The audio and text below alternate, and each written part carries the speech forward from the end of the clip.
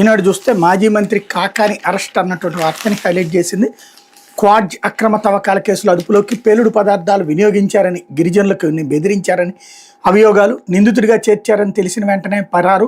55 రోజులుగా అజ్ఞాతంలో ఉన్న వైకాపా నేత 2 రోజులకో మకాం మారుస్తూ దాగుడు మూతలు. బెంగళూరు సమీపంలోని ఓ రిసార్ట్లో పట్టివేత.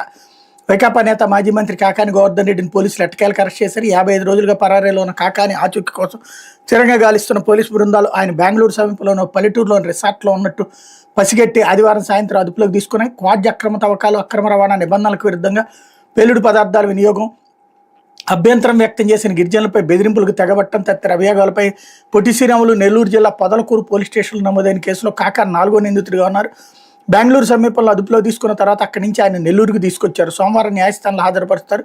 ఈ కేసులో విచారణకు హాజరు కావాలంటూ పోలీసులు పలుమార్లు నోటీస్ ఇచ్చిన కాకాని బేఖాతరు చేశారు. తన నిందితుడిగా చేర్చిన తర్వాత తొలి 2-3 రోజులు బేరాల పలికిన ఆయనకి అరెస్ట్ తప్పుదని గ్రహించిన తర్వాత పరారైపోయారు. అజ్ఞాతంలో ఉంటూనే హైకోర్టు, సుప్రీంకోర్టులో ముందస్తు బెయిల్ పిటిషన్ వేయగా న్యాయస్థానాలు వాటిని కొట్టేశాయన్నటువంటి వార్తని హైలైట్ చేశారు.